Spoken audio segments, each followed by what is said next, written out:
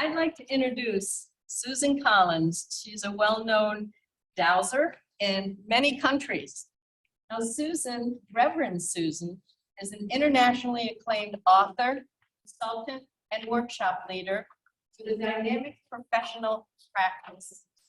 She uses traditional dowsing tools as well as the power of the heart and thought to detect and transform non-beneficial energies in the earth and the environment, psychically, and other energy patterns. Oh, wait a minute. Yes. She has led workshops and presented at conferences across North America, the UK, in Italy, Japan, and in the Middle East, and was featured in the Resonance documentary. Susan is a past president and Dowser of the Year of the Canadian Society of Dowsers. She is an ordained metaphysical minister. I'd like to present Susan Collins. Thank you very much. I'm honored to be here. So hello to the folks live in the office, in the building, and hello to everybody listening remotely, and hello to the future people who are listening to this on a recording of some sort. So thanks for hanging in there. It's the end of the day on a Saturday for many of you. I'm going to share my screen. As we go, some of you have heard me speak before and are familiar with my work, so I thank you for coming back to this one. Throw your questions in the chat as we go along, and I will endeavor to answer them, and then our moderators can also gather those at the end, and we'll have a question period. So let me share my screen. And I believe you can see that. So, bridge matter and spirit with dowsing. What does that mean to all of us, right? So, well, who am I? Of course, we've had the lovely description, and thank you for that. I was given the name at one of the ASD conferences several years back. I was given the name Water Woman, carrier of the sacred water, by our esteemed colleague and elder, White Eagle. And I know White Eagle sends his regrets this year as he was not able to attend to do the opening and closing ceremonies, as he has, I think, for the last 25 years. So we carry the tradition. We're all getting older, and we are all carrying the tradition. And what's important now in these days is, of course, to find the younger people, to pass the knowledge on to the children and the young people, and to adapt what we do to the modern world, because certainly what we do as dowsers is equally important now as it has been over time when we were finding water and minerals. Also in this picture is my colleague Graham Gardner, who is my partner in International Dowsers, and he is carrier of the sacred fire. You'll recognize Sandy Mack on the left, past ASD president, and Nancy Bradley on the right, past CSD president. So, you know, it's great to be in person, and it's great to be on Zoom together. So my teaching is somewhat eclectic. I've worked in the North American Native tradition with my late colleague, Many Horses, with His Holiness the Dalai Lama, with various initiations. I've studied in the Celtic tradition, the Kabbalistic tradition, and as mentioned, I'm currently an ordained metaphysical minister, which means that I am required by law to say my religion is metaphysics. That's the study of reality, the study of the nature of reality. And I think for all of us in the room today, and all of us dowsers at the convention and wherever we are, that what we are doing is the study of reality. So back in the old days, we would do it perhaps through a more dogmatic or religious perspective. Nowadays, we're all talking about quantum physics, quantum mechanics. It doesn't really matter what the lens is. We are studying the nature of reality and finding our place within the universe. So my journey, and I like to start with this because, you know, is it embarrassing? Yes, it's embarrassing. I was afraid of the dark till I was 45 because I came in as being clairsentient. That's not a picture of me, but I remember playing inside stools and chairs and crying all the time because I was afraid and I couldn't see what was around me. Part of my mission now is to work with children and not to dismiss, oh, there's nothing there, because we know there's something there. And often these little guys, they can feel it. So part of the mission is to make it normal for the children. I had a big corporate career, had all the money in the world, and thought I was going to run AT&T, if you remember what that was. And then back when I was 29, I was diagnosed with rheumatoid arthritis and spent the next 23 years, my hands as claws, and went through all the levels of Western medicine, and nothing really helped until I found dosing, honestly, that I began to understand energy.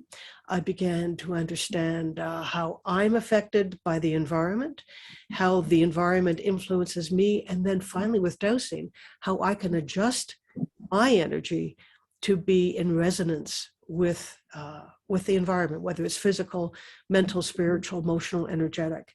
But that was a huge thing for me. So I've actually, a lot of people get into dosing and then for a health crisis, and they leave when the health crisis is over. So for me, for years, my health improved tremendously. But every time I backed off the dosing or teaching or doing whatever, then my hands cramped up again. So it became sort of a biofeedback device that I needed to be in in the energy stream and working with people in order to stay healthy. Through all of that, I came to realize that the autoimmune disorders can be the self not recognizing the self. And, what does that mean? So here we are in these human bodies on the planet in this timeline, in our normal reality. But it's as if, and I want to talk about this a little bit more later, but we're here as humans, but we're also here as spiritual beings. So I talk about earth mission and soul mission. And not everybody remembers the soul mission. Maybe I'm sure everybody has one, but I would suggest that everybody here now, we know we have a soul mission, whether we have found it or not, we're walking towards it. What is it we're supposed to be doing? Why are we on the planet? What is the service we are meant to do? And service is a key thing. So the autoimmune disorders, once you come in alignment with what our purpose is, what your purpose is, then things kind of fall into place. So it's been, for me, I've been a professional dowser for 25 years, just about. So that's a long time. Through all of that, I'm grateful I've been giving the information that I've been able to write these books. A lot of these are available also through the ASD bookstore, also from my website, dowser.ca. And I've just started putting them up on Amazon on Kindle because, as we know, it's very expensive to mail things. Amazon is amazing at delivering things. So these books that you see on the screen now are available as Amazon Prime, and you can order them in your home market. If you've got Prime, you can pay for shipping from your home market, but it's free with Prime, so that's great. And then some of the stuff's up on Kindle as well. Now, during the COVID times, which is now how we mark time, during the COVID times, as mentioned in the brief bio, I used to travel the world doing my work and teaching, and I've been sitting in this chair for 2.5 years. But during that time, I taught 40 online 3-hour workshops. So it's, what I like to say is the whole curriculum. So that's all on Vimeo as rentals, and you can see that there. So that's me. That's the journey coming from a crying child in a big corporate career, getting sick, and then struggling. I say that the journey of the human is kind of a painful one because it's we are challenged to respond to the circumstances around us, and do we pick ourselves up and keep going, or do we collapse? So it's all, what are it's choice. That's my message as well. So for me, and I'm if you've worked with me before, I don't just talk. We're going to do some dosing, actual. So it's like a mini little workshop. But let me just say a couple more things first. So for me, dosing is applied consciousness, just as engineering, civil engineering, electrical, all the rest of that is applied science. So for me, I like to equate the two in that we all have consciousness. And as we learn how to apply consciousness, that creates the dosing technique, dosing technology. We're working with the sixth sense, which is the electromagnetic sense, traditionally we're given the five senses: taste, smell, hearing, etc. But there's seriously no mystery. The sixth sense is electromagnetic, and as other speakers have mentioned, it is we feel the vibration around us electromagnetically. So there's nothing weird about that. And for little kids, you don't know that things are impossible, but dosing is applied consciousness. I also think, and I grew up, just full disclosure, I grew up as a Christian in the United Church, but really I'm more seated now in the idea of panpsychism, which means that there's a view or a philosophy. I think religion is philosophy, but there is a view that everything has consciousness. And we heard that from our other speakers as well. Everything has consciousness, whatever you call that, whether it's soul, consciousness, awareness. Clearly, a rock does not have human consciousness. But for me, the dosing tool is like a universal translator, so that through this mechanism that we work with and practice with, it's another form of communication and a universal translator that it doesn't dumb things down. But if a rock has got something to say, we can hear that. We can hear what the future says, what the past says too, because everything is one quantum wave. Let me get into that. So I talk more these days because I teach across culture and religion.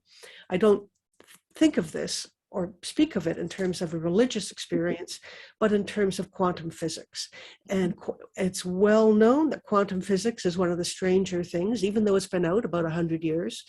We are not the first people to feel the effects, because certainly many of us felt the symptoms of the quantum experience before, but now we've got some science behind it. And honestly, it's as confusing to many of the scientists as it is to the rest of the public. And I'm not a scientist. But what they say is there is one wave. So it's in the entire universe, whatever universe we are in, there is one wave function, meaning there's only one thing. It's like a big bowl of Jello or something. And if you poke the Jello on one side, then you get a ripple on the other side. So that's kind of the quantum wave. And it's like everything is out there. There are so many possibilities, infinite possibilities that are possible. When the wave function collapses, that creates our reality. This is my interpretation of that there's like the big bowl of jelly, and then we take the spoon, stick it in, and that's, there's lunch kind of thing. So and let me say this, through dosing, with our intention and our attention to the realm of possibilities, and by focusing on one thing, it collapses that. The awareness that we can talk about quantum entanglement, but I'm not going to do that. But we know that our awareness can change things. And that's ultimately bridging matter and spirit. Our awareness, whether it's our soul or energy, whatever you want to call it, through our attention is manifesting. And I'm sure some of you have had the experience of, for a year or so ago, it was dimes falling out of the ether. I don't know whether any of you had that experience, but it was as if, we say that a lot, it was as if the ghosts, the aliens, the whatevers were leaving dimes. And lately I've heard about rocks falling out of nothing. I have heard of cases where it's raining inside the house and it's not the bathtub leaking. So our attention and intention can actually collapse that quantum wave and create physical matter. This is huge when we think about our own bodies and our self-healing. So that's what we do. I'm going to go out and say this, of anybody on the planet, I think dosers are probably the most aware of the possibilities of doing this, so that we understand, when I grew up, one of the things that we would say is question authority. So as dosers and as energy people and practitioners and people on our journey, we question the authority of perhaps what religion has told us, what science has told us, what the media has told us. And it's the direct experience of reality. That's the metaphysics. If we go in there and interact with reality and then get a result, it really doesn't matter if people think somebody called this once the Olympics of woo-woo. So it doesn't matter what anybody thinks about what we do. If we get the results, then that's good enough, right?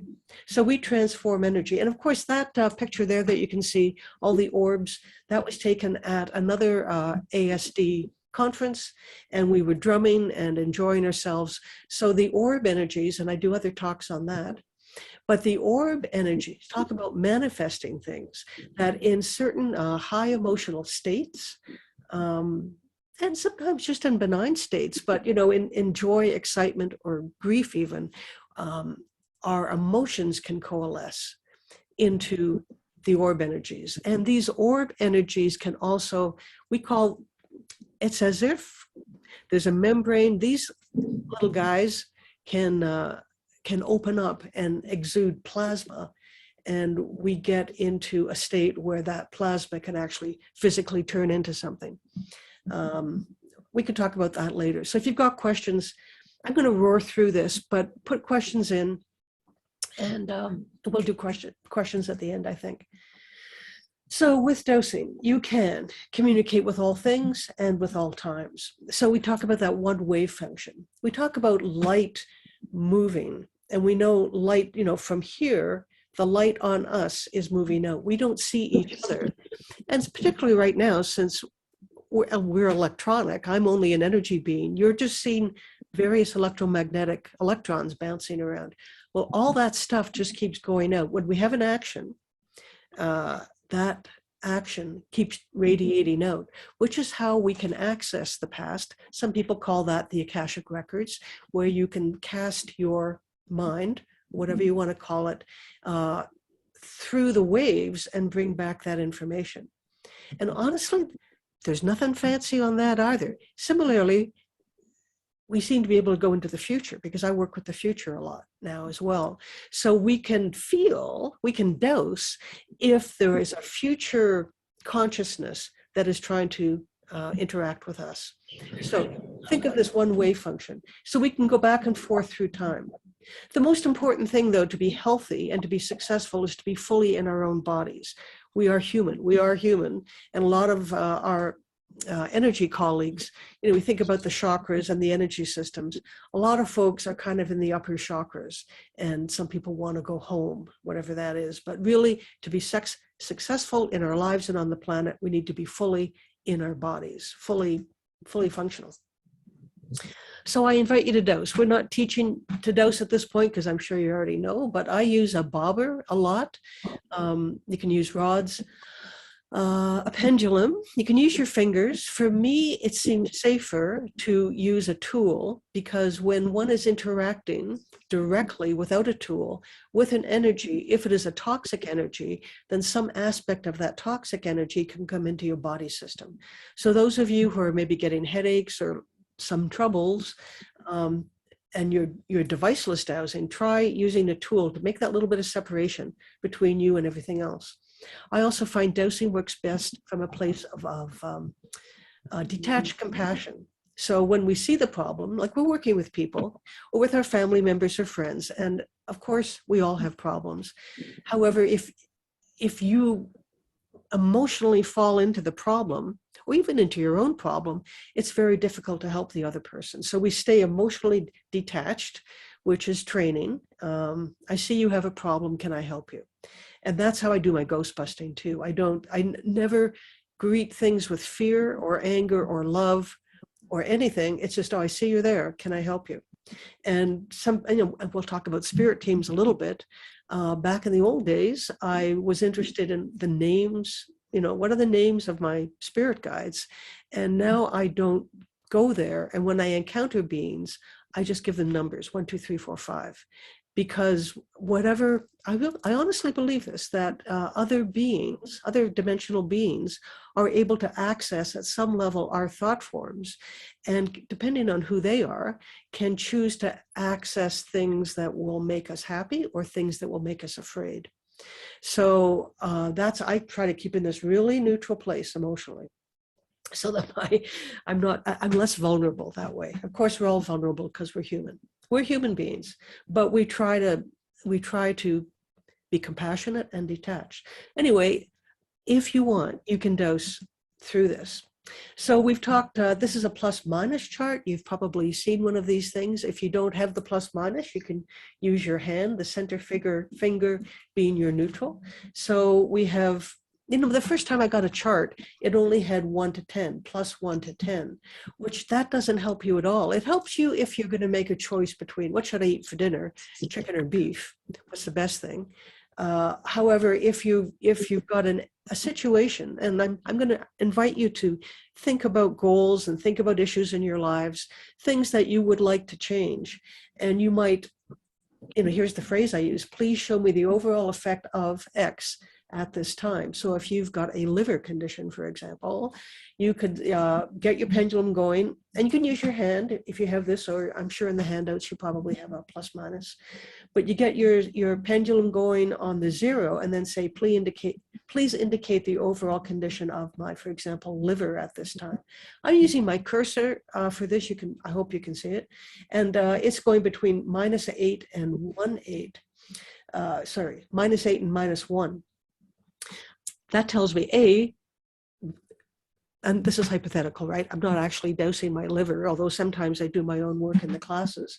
But a variable reading, like if it just came, -5, my liver's like, oh, pretty sick, or +10, my liver's perfect, for example, that gives me an answer. But I get a variable, -8 to -1. And this probably, and then I could ask with my dosing, and that's my yes, is the state of my body organ, in this case liver, is that dependent on my the foods I eat? I get a yes. On the amount of sleep I get, no.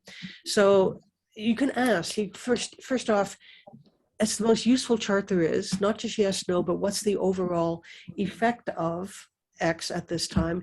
And then when you go to put a remedy in, you can say, what is the overall potential benefit of me doing the remedy? What would a remedy be? In dosing, it can be with a protocol, which I'm going to share with you, or it could be more sleep, more meditation, more drugs, more supplements, more whatever. So my technique always detect the problem. So that's what we're going to do, detect things, and then detect and then transform. And I tend to do as much of the detection as I can at once, and the transformation after. I'm reminded of teaching a workshop in Italy with the Italian Society, and we spent the 75% of the time with detection, and I could tell they were getting frustrated with me. It's like, well, when are we going to fix it? And it's like, once you get the whole basket of stuff to fix, then it's, there's a lot of interaction, there's a lot of connections, there's a lot of spillover, and it's much easier to fix things when you've got the whole basket of problems. If you just do things one at a time, I find the energies shift, as does extra consciousness. Things will move around and shift. You may have heard of people going into a home, maybe into your home, or maybe you've done it.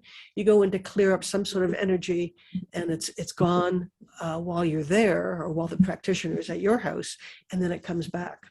It's because it's not all done at once. So it's like I throw everything in the bucket and then go. But anyway, plus minus chart, really important. The dosing protocol. So this is something I developed over the last 20 years, honestly, with thank you to my teachers and all the people I've studied with, and all the students who have given me feedback. I've got it up here on the screen as 11 points. If you send me an email, susan@dowser.ca, I will send you a free 2-page PDF. And I updated, the last one was, I think, March of 2022. And we go from there. So I'm just going to do that. But every part of this, honestly, is important. For me, if I dose without doing the protocol, and I did it before I started, then I don't know where my answers are coming from. I don't know what's going on. So you probably can't see this because I'm sure my image is quite small, but I have my bobber, and I ask to balance my physical body. I invite you, if you want, to pick up your pendulum or dosing tool, whatever you've got, and as you're sitting there, and nobody's watching you, so don't worry, and you could do it under the table so nobody could see, but you might do this. So first get your yes, and then get your no. And I'm sure you guys have that already. So number one, we ask that our physical bodies are in balance. and you get a yes or a no. If you get a no, I acknowledge it's the end of the day. It's at the conference. We're probably thirsty, hungry, all the rest of it. But for accurate dowsing, you want to be in top shape. It's not something you do I do anyway. It's not something I do at night or after I've had a glass of wine. My best dowsing usually is in the morning. So we ask that our physical bodies be in balance. We connect, and that's the word I use. We ask to connect to our human bodies for our good health. And that's the place I start. Connect to my human body from my good health, because that's the platform. I then ask to connect with the intelligent and beneficial energies of nature. I get a yes on that. Because we're human on the planet, we're being fed by the electromagnetic soup and all the things, the air, the earth, the water, the fire. We are of this world.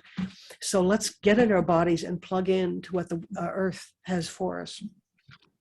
I then ask to connect with the divine source, and that can be God, that could be creator, whatever your higher spiritual principle is. And then I ask to connect with my spirit team. Now, I can do this for myself, but I'm not permitted to do it for you guys. So I invite you, if you choose, to connect with your spirit team. These are the regular, you can call them angels, guardians, whatever. But I call it my posse, honestly.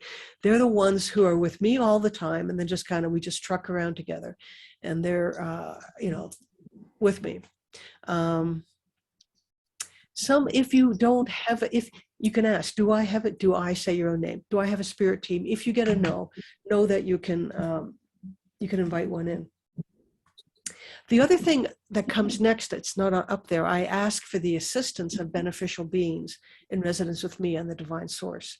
So that's on a per case basis. So if I'm working with a particular client, or I've got like car trouble or TV trouble or indigestion or whatever it is, I bring in the specialists for that.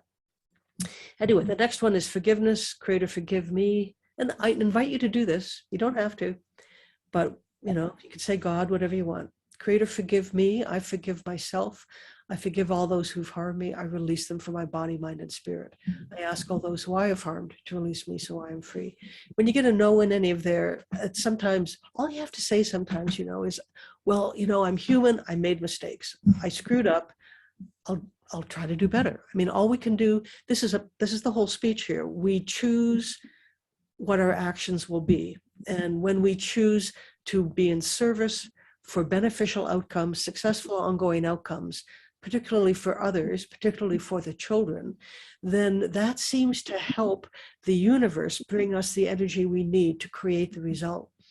If we just say, heal me. I learned this because back when I had the arthritis, my hands will still claws. I spent years saying, heal me, heal my body. And I did get a message back. I used to do the alphabet chart, and which is a very dangerous thing, but that's a sidebar. I got a message, dear God, heal me, heal my hands. And I got a message back, not as long as you ask, which blew me away. So as long as I asked for me, it's like, But if I began to say, heal my hands so I can help other people. And look at my hands now, yay. Anyway, so I'm going on and on here. But step 4, you clear yourself of non-beneficial energies. Step 5, maximize the beneficial. Get the permissions, which you're familiar with. The dosing is the easy part. Step 8 is creating the ongoing energy system that we can't just sit there all day and do 500 minutes of dosing. So we create an automatic system. Very important at the end, disconnect from the session. And all you guys, at the end of the conference, before you go to bed and everything, clean yourselves up, disconnect from all the stuff, except the stuff that is helpful to you in this body. And then thanking and communicating. Okay, so that's my long-winded stuff. So here we are. We are the smartest people in the world. We're the most, adept. We have all this, I never used to use the words magic and miracles, but I do now, because we are the people who can do this stuff. The problem can be that there's trickster energy And it's important to recognize. So I like this picture. I don't know. I hope you can see it on your screen there, but this cracks me up, honestly. So what we have on the left side of the screen is a human standing there. On the right side of the screen is a little alien guy. And then in this mirror template, whatever you want to call that, we have an image of Archangel Michael. Now, all of this stuff is completely made up, but the message on that is that other dimensional things can and do present themselves as something that they are not to us. And I mentioned earlier that they could present an image that will, a lot of folk have told me, oh, I saw an I saw an image of Archangel Michael, specifically Archangel Michael, because these beings can kind of riffle through our heads and go, oh, they're like Archangel Michael. I'm going to show up as that. Maybe it is Archangel Michael, but you got to be checking. Or they scare you by showing up as some demon. For me, I always got the demons. I never had a pleasant experience in my life with anything angelic. It was always demons. So that was a big motivator for me to be able to control it, sadly. So how do we get that psychic protection? So, why are these movies so popular? I'm sure you recognize Gandalf, and he's got a staff, and there's Luke Skywalker with a lightsaber, and Harry Potter. Like, it goes generation to generation. That's something about these things, this idea, magic is real, all I need is a tool. There's something about that we know in our hearts is real. And for us dowsers, it is pendulum, it is the bobber, it is the L-rod, it's the various tools that we use that we can use to direct the energy. And again, referring to deviceless dowsing, we are powerful mental projectors, but it can be useful and less tiring to use a tool, to use that magic wand and direct the energy, whatever that is. You can work with that. But what else do we need? So for me, it's the dowsing protocol. I'm going to refer back to 2010, back in the olden days, where if you recall, if you were around in those days, a lot of our teachers died, like our magnificent dowsers, and our teachers started dying. And why are they dying? They're brilliant people. Some of them got sick. During the same period, I was recovering my health. And that's where I really started plugging in the dowsing protocol, that if we bring our full attention to the energies that are outside of us, and you've already seen it, and you know what I do, but it's not just us. I like to say now that we little humans don't do anything, but we are able to access energies and direct them for the greater good. And all this information is conveyed for the greater good. Any information that is conveyed that is not used for the greater good, there's always a backlash on that.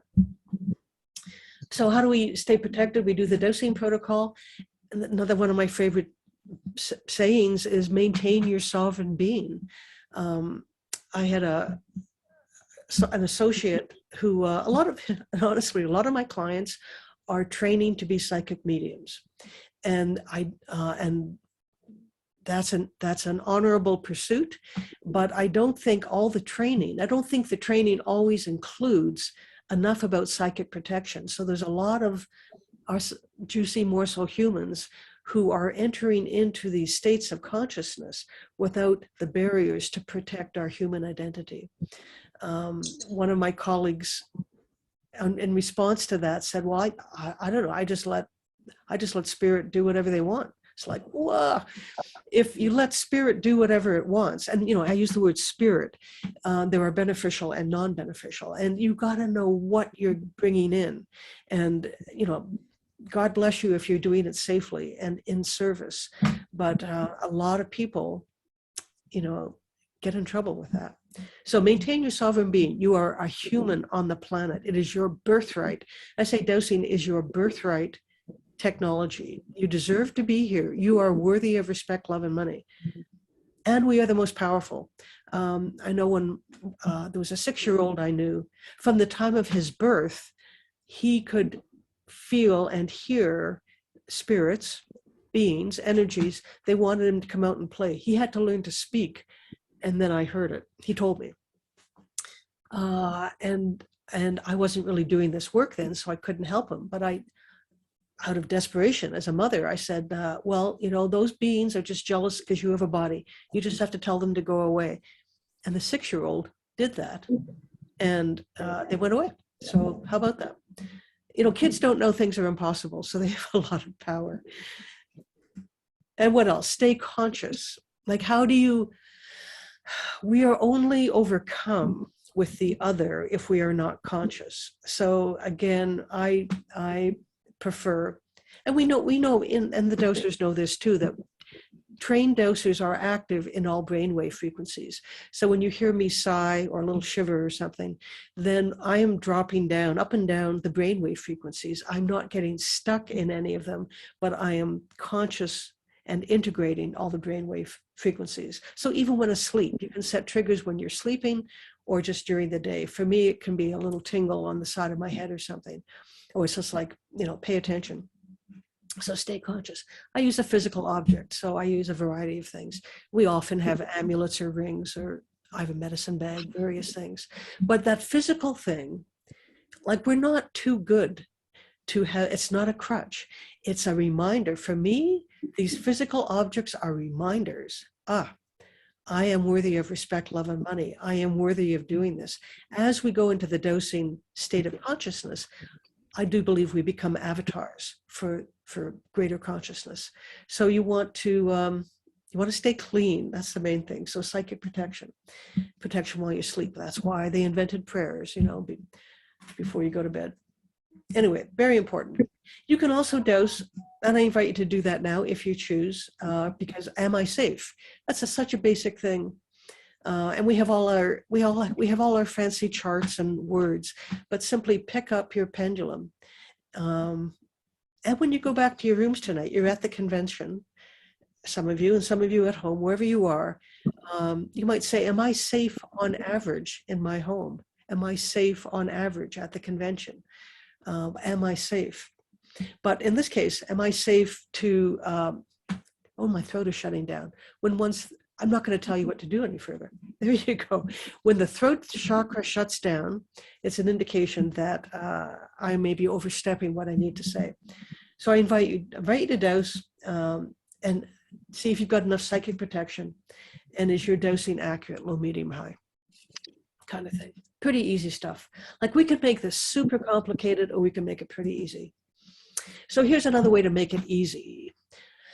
There are many, you've heard many things at the conference and in the books and on the websites and podcasts and all over the place about different types of energy. And every culture has their own language that describes this.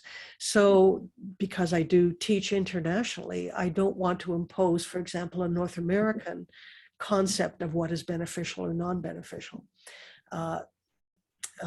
That label. So I've just come down to, and I invite you to dose this. Are the energies around you beneficial, non-beneficial? And I usually add in there too, are the energies around you on average beneficial? Or when you think of your issue or the problem you're having in or relationship, are the energies associated with this relationship beneficial on average or non-beneficial on average? Or when you go into a certain place or you eat certain foods. I used to not worry about neutral, but now neutral, what are the energies that are neutral? Some of them perhaps truly are neutral, but when we're talking about extra consciousness, and honestly, most of the work I do is with regard to psychic stuff, extra consciousness, interdimensional beings that come and go. So if there are, I invite you to dose. Are there multidimensional beings in my field? Say your own name. Are there multidimensional beings in my field that are neutral? You get a yes or no. Then you could ask, if you get a yes, are they waiting for something? You get a yes or no. Are they watching? You get a yes or no. So then I started thinking, well, if these things are they're just sitting there waiting and watching, what are they waiting for? And are they waiting, for example, for me to be vulnerable and then they can swoop in? Or are they waiting to give me the winning ticket on the lottery? Not as likely that. But nothing is, I would say nothing is neutral. Like, some people say, if you're not part of the solution, you're part of the problem. So we want to know what is beneficial. And when we ask that, beneficial to me or my client or my dog or my plants that I'm trying to grow, it's always beneficial to who is the client. You, your child, your pet, the garden, the economy, whatever it is. So that's a simple way to look at it. Okay, this is a little more, and I invite you to dose. On this one, psychic cords. And this honestly, it gets kind of scary, but we don't have to be scared about anything. But what is a psychic cord? A psychic cord, and I've experienced these, I don't believe anything. I experience things. So I read books, as we all do, and there are concepts presented, or you hear speakers, they say all kinds of things. And for me, I don't believe it, I need to experience it. So if somebody says something, I'll dose it, or I'll feel it in my body. So doing water wells, which is another thing I do, I'll ask for my body to show me the energy of the water and what it's doing. If I have a client, I'll ask them to stand on the spot, and I'll ask them to ask their body to show them the energy of the water. And surprisingly, some people, oh yeah, I feel cool, or I feel they have an experience. So I like to say, don't believe anybody. Trust yourself, because and trust your dowsing. Just before you dose, use some sort of protocol that brings you to truth. The truth, the truth, the truth. It's also as you don't want to base all your decisions on the pendulum. We've heard speakers talk about, my pendulum says this and your pendulum says that. It's like you don't want to get into a war of pendulums. You use your common sense. I remember doing a conference way back, and we were going over the budget, the bill from the university, as we do. And my colleague said, she dosed it. She says, oh, it's fine. And I said, you know what? I think I'm going to read the numbers. And I did find a discrepancy. So dosing is not for the lazy. It's actually a fair chunk of work to do. To get in there accurately, consistently, it takes attention and intention. It's a bit of work. Anyway, what's a psychic cord? From the picture, you can see that it seems to be some sort of energy stream. It's the potential for an energy stream that is connecting you and something else. Now they can go in or out. They can go to another human, or to an object, or to another time. But it's like a sinkhole. If you close your eyes, remember a time you're with somebody, that you bumped into somebody unexpectedly, and suddenly you felt weak. You actually felt your body shutting down. That would be an example of a psychic cord or psychic field, or some sort of non-beneficial drainage, very likely. It's either dominating your field or sucking your energy out. So we call people who take our energy vampires, which is maybe not a very nice term. So that's the concept. So I invite you to dose if you choose. And we'll do a little balancing at the end. So ask to be given what you are ready to release. Ask to be given the information that you are ready to hear. Because as we go through our journey, if we hear it all at the very first day, we'll run screaming from the room. But with practice and dedication, we go through these steps, and we find out more as we go along. I've been doing this so many years, and I'm honestly amazed. It just keeps getting more amazing and more information. Anyway, so I invite you to dose if you choose. First one is say your own name. Always it's say your own name. Do I have any non-beneficial psychic cords attached to me, your own name, on average? And you'll get a yes or no. Most people will get a yes on that, unless you've just cleaned up, which maybe you have. if you get on average, when we just do it in the moment, it's only in that moment and things run and hide. If we do it on average, you might say on the average of the last 6 months, because even if you've just cleaned yourself up now, like this stuff, we're in this soup, we're in this energy soup. So I invite you to dose. Have I had any non-beneficial psychic cords in my field on average in the last 6 months? You probably get a yes. By now you should get a yes, very likely. If not, good for you. So you get a yes. Then you might ask how many. So you can go back to your plus minus and say, please swing to the line a number that best represents the number of psychic cords I have had in my field or have now in my field. Or else you can use the plus minus chart or just ask 1, 2, 3, more than 5, more than 10, more than 20, 17, get specific. So there are perhaps some, they're connected to something. And so what are they connected to? So I'm going to run through this little list and you can dose yes or no. Are any of the non-beneficial psychic cords that have been in my field associated with a human, a living human, a dead human? Have any of the non-beneficial psychic cords that have been in my field associated with a spirit, whatever that is, other dimensional being, or with an animal? Any non-beneficial psychic cords associated with an animal, with a place? Are there any non-beneficial cords in my field that are associated with a place or with an object? And I have to say, we all go to the antique stores and the thrift shops and garage sales and we bring home things. And it's, I invite you to dose. Have I brought into my house through an object non-beneficial energies or psychic cords? It's so common, right?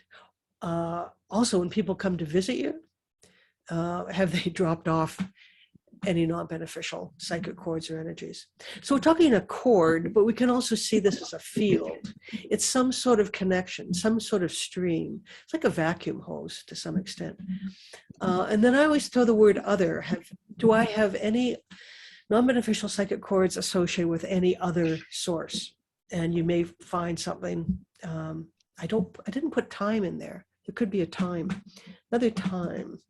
So then you want to look at the flow. Is the energy coming into you or is the energy flowing out of you? So the direction of flow is quite important. And this is hard to dose, but if the energy is coming into you, it could be two things. One, either you're the non-beneficial, you're the energy vampire, or two, someone is projecting a non-beneficial energy stream or field. So if there's non-beneficial energy going into you, you want to see where that's going back to. And again, go through your checklists. And honestly, you don't do this necessarily like right at the conference at this time of night. But check the flow. What flow is it going? And then how many? You've maybe already done that. And then to a specific point in the body.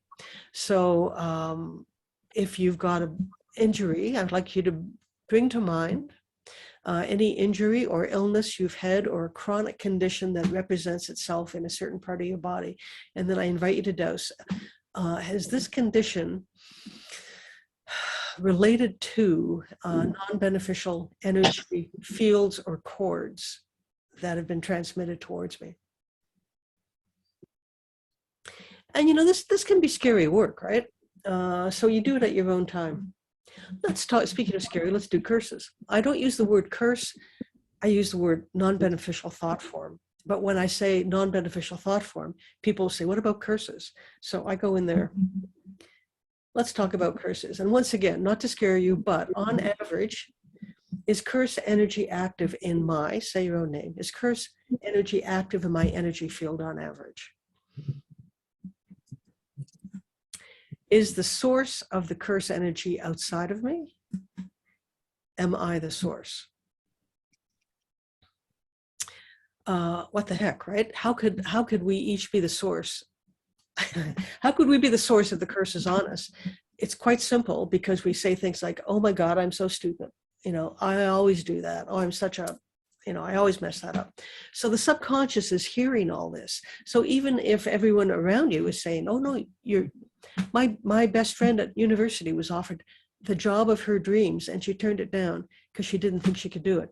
Everybody else thought she could do it, but she said, no, I don't want to fail. People don't want to fail, so they don't try. But anyway, if it's important, like, where are these curses coming from? And again, one would look at the source of the symptoms. Does it come from this time, present, past, future? Or is the curse energy coming from other dimensions? We have what we call our normal reality, but we know from physics, I always go back to that, there are 11 curled up dimensions. This is all part of string theory and all of that. We don't really understand. We as dowsers can access these energy fields because we transcend space and time without fear and without judgment. That's the huge part of it. So if you just find, oh gosh, I am the source of the curse energy, then you go, oh, I'm glad I've received this information. Now I can do something about it. So I always ask to receive the information I need at the appropriate time, not be overwhelmed. No healing crisis. I don't go there. I don't want to have a headache or cry. So we ask that the energies integrate. Once we're going to do the transformation at the end, but I just want to set that up, that whatever we find, we are ready to hear, and you get to do something about it if you want. And then does something in the environment amplify the energy? So for me, when I was starting out and I was crippled, I used to lie down on my porch, and meanwhile, I'd collected all these crystals. Unbeknownst to me, I'd put all the crystals amplifying all the really non-beneficial earth energies. I only knew this because I felt worse when I lay down. When I got up, I felt worse than when I lay down. So I was like, oh, I get it. There's something wrong here. So, it is a lot of work. We don't douse once and it's all fixed, right? We do the investigation and we peel away the onion and we do the work, and we ask for help. And with the conference and the American Society of Dowsers and the other big groups, that's why we all exist, to help each other and to share this information. Gone are the days where we'd all be killed for saying this, and gone are the days where this was all held in secret societies and you had to be an initiate in ancient Greece or something. So there can be a danger in that because the information is widespread, and it's like handing guns out to people. No offense to the gun folk, but if you don't know how to use a gun and you're handed a loaded gun, which is what this technology is, you got to know how to shoot it. You got to know how to put the safety catch on and all the rest of that. So what we are teaching and what we're all learning is extremely powerful, not to be underestimated. Also, if it's misused, there's a huge bite back. So definitely not a party game. I encourage you to teach your children and young people to the extent that they can appreciate it, are able to understand it. But limit with your own psychic ability. You can put a cap on what they can call in, the Ouija boards. I call them message charts. Some people use that successfully, but it's really not, in my opinion, suitable for a child. Everything is just my opinion. Anyway, removing curses. So how else do we, oh my God, we got all this stuff. How do we transform the problem? Detection. And we have to be brave enough to face the thing. It's not, oh, I hope it goes away somehow if I close my eyes. That's generally, I heard something the other day I'm going to repeat here. I'm not saying who said it, but an individual had been inundated with other dimensional energy that was creating havoc for herself and her children. And somebody said, oh, just go and garden and dissipate the energy into the earth. It's like, maybe, but maybe you got to find the source of that contaminating energy and stop it. And then you can go and garden and get rid of the rest of it. So it's like turning off the bathtub. You got to find out where the bathtub is and what energy is coming out. Turn off the tap and then drain it. And then you can clean the bathtub too. Anyway, detect. Don't be afraid. Don't be afraid to look at yourself, because it's okay. And other people may not want to hear things. You will, as a dowser, you will find out more things about somebody else than they want you to know. So it's always very careful. mind your business, whatever. Anyway, detect the problem, then we detach from it. Because if we are emotionally in the problem, oh, I'm so angry at my boss, that doesn't really help solve the problem. So this is part of the training. We detach, and you can do mindfulness things, and I'm sure you do yoga and whatever. Anyway, detach to some extent, and then you deal with what's going on. And that's the place. Like, don't send the angry email. You can write the angry email and then put it in your draft folder. And then if you still feel that way, send the email. Anyway, at the end, we will do a little transformation. So back to Earth missions. Why are we here? Why the heck are we here? We are these amazing things. And here we are in these human bodies. And I love this picture. That's kind of what like being a human is. It's courage. It is learning to make choices. It is learning to come back, learning to be hurt and then to recover. It's the Ho'oponopono. I'm sorry. Thank you. Please forgive me. I love you. I mean, I love that stuff, and that can be applied to everywhere. But the Earth mission, basically, you got to feed yourself, have shelter, look after each other, be excellent to each other, right? In this body. So that's why we have to be in our bodies. To be fully in our bodies, we need that in order to embrace the soul mission, because the soul mission transcends time. And many of you probably already know what you're doing. You've come from someplace else, some other time, how many times. You've done certain things before. Well, what is it this time? What is my soul mission this time that I need to eke out? For me, apparently, it's teaching this stuff and being a witness for it, and other things too. But once you align, the human mission, the Earth mission, is pretty easy to figure out. The soul mission, once you align with that, then it's as if we talked about the quantum wave collapsing. You set your soul mission, and boom, the quantum wave collapses and manifests that which you need. For me, I was crippled, and I said, "Dear God, I got that I was supposed to teach and go around and all the rest of it, and I'm lying in bed and crippled with my kids playing on top of me because I couldn't get out of bed." And I said, I make deals with God. I said, "Dear God, I'll go and do this, but you have to give me the physical strength and the financial resources, and then I'll go and do it." And that seemed to work. So, we pray to God, or we ask God things, but we got to listen too. And dowsing is a way of, it's interactive prayer. And if we need something, I've heard other people say, if there's a problem in the family, "I'll give me the pain because I can handle it." For their child, for example, the child is sick and the mother says, or the father, "I will take this on." You don't have to take that on. You can just remove it without you taking it on. So we don't, as I say, we don't do anything. We align ourselves with the universe, and the universe deals with these things. That's way more powerful than us. So that's a big question we're all facing. How do we balance the Earth and soul missions, and how do we bridge matter and spirit? Because we are experiencing the phenomena. And I think others have before us, but I think our generation over the last however many years, certainly, how long have you been doing it? And you are representing, whether your friends and family think we're all out of our minds or not, we are starting to do that. It's opening up. And then it's like, how do we safely navigate between matter and spirit? So that's a personal choice. And, not everybody can do everything. If you're feeling physically incapacitated, and you really want to open a cat shelter or whatever it is, you say, "Dear God, be strong, give me the resources, find me sponsors so that I can look after small animals," because we all have a different mission. And I had a client who was, her mission was wasn't in fact living animals, it was the dead animals, the dead spirits of animals, because they get kind of lost and confused too. Anyway, we all have our own unique way of going. So how do we do it all? It's with dowsing, and you're choosing. You choose what you're going to do. Today, you've come to choose to the conference and choose to listen in on here. And what do you choose to do tomorrow? And how do we keep making choices that move us forward? Of course, always be careful what you wish for. In this cartoon, it's the genie and the lamp. The fellow says, "I want to have enough money to to last the rest of my life. Jeannie says, granted, you have 1 week to live.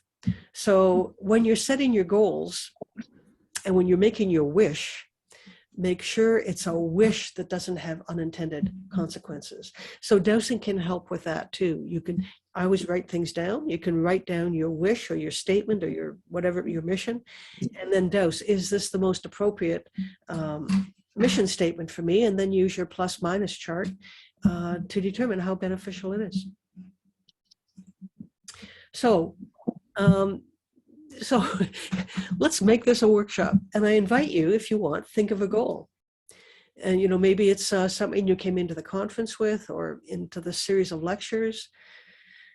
Think of the thing you think you want, and then dowse. Say your own name. Am I willing to achieve this goal? Do I want to achieve this goal? Dowse. Am I able to achieve this goal? Am I willing to have it? Do I want to have it? Am I able to have it? Because sometimes we have a dream, I'd love to have, a yacht or something. Well, what is it you really want? You really want to have the time, you really want to live on a tropical island or something. Anyway, if I went and lived on a tropical island on my yacht, then I wouldn't be near my family. So maybe I really don't want that. So whatever your goal is, am I willing to achieve it? Do I want it? Am I able to? And you can also go into your plus minus chart. What percentage am I willing? Maybe plus 20%. Do I want it? Plus 65%. Am I able to? Oh, minus 20. So it's like doing the work and say, well, I'm not able to. What do I need? What is the strategy? This is all classic goal setting. In order for me to go and live on an island, what do I have to do? Anyway, that's thinking of your goals. And the big thing, are my goals in service? I mentioned earlier, I used to say, heal me, just heal my body. So just heal my body. And that didn't work until I said, heal my body so I can help other people. And there's a native saying, North American native tradition, that the elders have said, with the first sip of water in the morning, heal me if there's anything wrong and give me the wisdom to share. Susan, can you hear me? Yeah. We have about 15 more minutes. Thank you. Yep, we're on track. So just check to see if your goals are in service, because if they're in service, the universe lines up, and maybe you can just adjust your goals a little bit. Okay, so there's a Taurus. We were hearing about that earlier. Taurus is truly a very dynamic graphic form. So in order to move ahead, be in the present, resolve the past, and create the future. And choose. That's the big thing. So if we're dragging around the past, it's pretty hard to create the future. So this is the examination. As dowsers, we can do that. There's charts all over the place. And, what is the thing I need to work on now? Also, this is one of my things. I ask to receive and integrate useful information at the appropriate rate, because spirit will just give you this mind dump. You've probably experienced this. You go into this state and suddenly there's more information than you can receive, than I can receive. I've experienced that, which is why I like to write things down and use these little charts and all that, because it slows the process down to my human brain. I want to quickly, I know we have just a few minutes, but quickly, energy broadcasting. And we've heard about radionics, and there are many ways of doing this. This is a form of radionics, but I just call it energy broadcasting. So we have here in this diagram, I've got a copper device, which is like a portable, it's in the flower of life, and it's like a portable portal. There you go. If you stand on that thing, when I first got it, I would take it to my practice groups, we'd stand on it, and then we'd all just get headaches and pass out. So, these energy tools are real. But anyway, so I use that as a base. I have some magnets in there. I have some feathers. I have, on this piece of paper, I've got my client name, some kind of witness thing going on. You'll see in the back here, I'm burning sage in this case, and a copper thing. I have water here. This is like on the fly. So it's just wherever you are, you can make this sort of energy broadcasting machine with what you've got.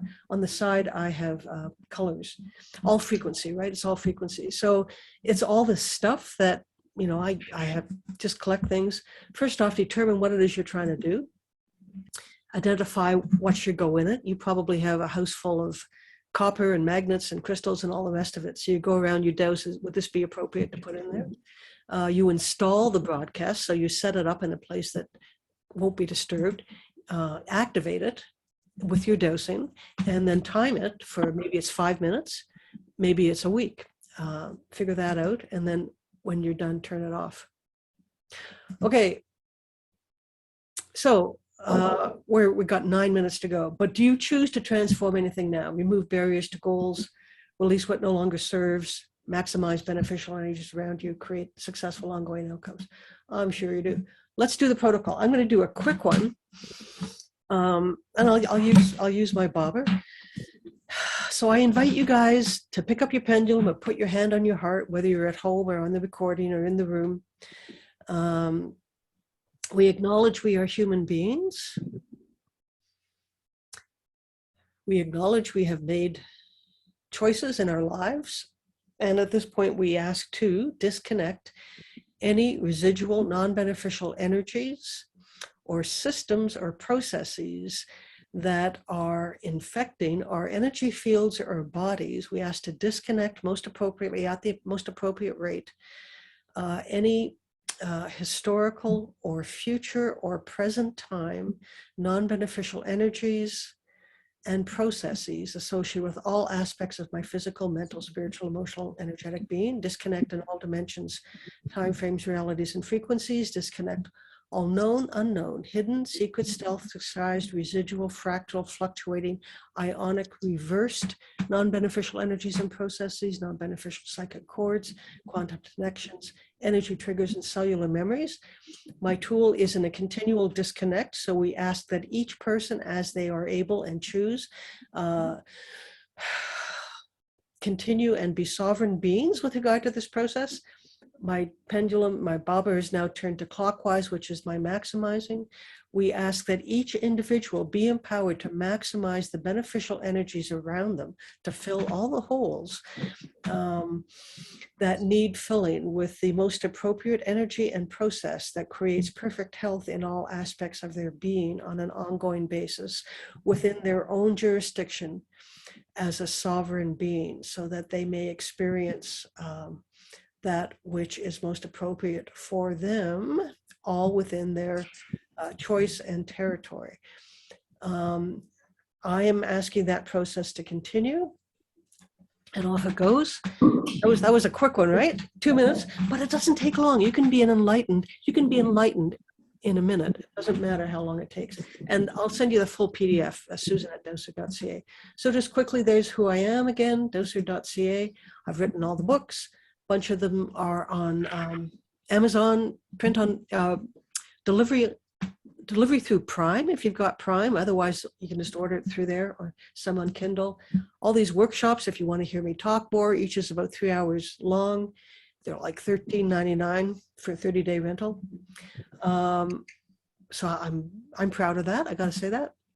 And that's me. And I thank you very much. Okay, we have a couple minutes. Are there questions? Have they been gathered in, and does anybody want to ask anything?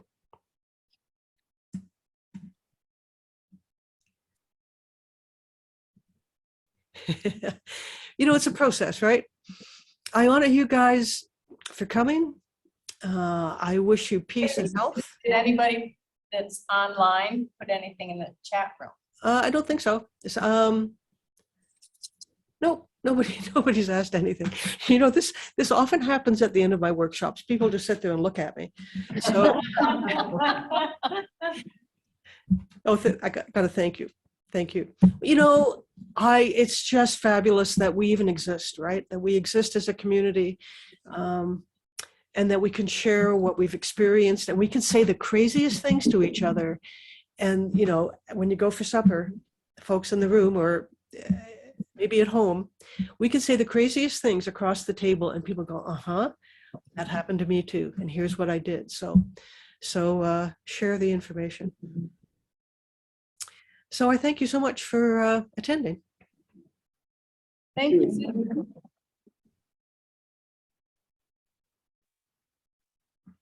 I can't hear you clapping, but I can see you, so I'm going to clap back at you. Okay. So we say peace out, right? And you'll see you on the flip side.